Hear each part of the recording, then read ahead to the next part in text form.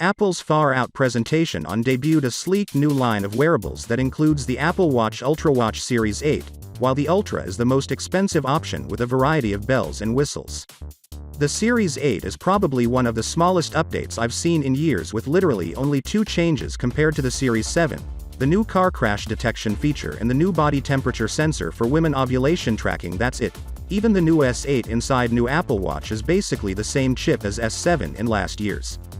The Apple Watch Ultra comes with 2000 nits brightness, whereas Watch Series 7 only comes with 1000 nits peak brightness, the Apple Watch Ultra being twice bright as the Series 7, so this will make it much easier to see the screen in direct sunlight, and the new night mode is easier for your eyes to see the screen in the dark by turning the display dark or red.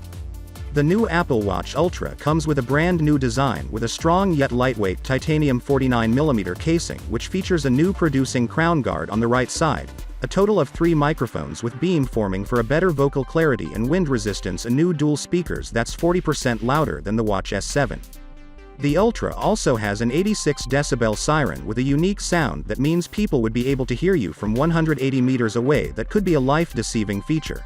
Apple Watch Series 8 has everything that you love in the Series 7. Both have a blood oxygen sensor, electrical hot sensor, and third-generation optical sensor.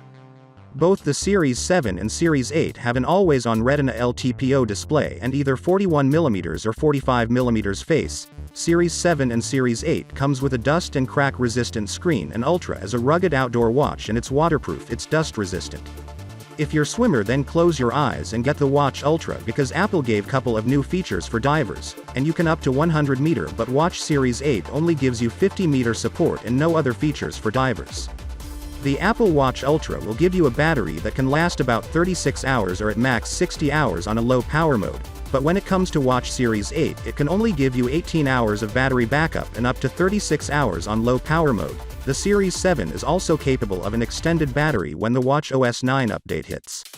Series 7 offers the same battery life and most of the same connectivity, and the Apple Watch Ultra is the most expensive options available. It's $799 and it's only available in a titanium finish. So, without being said, let me know your thought in the comment below, and if you are new here, please subscribe. Peace out.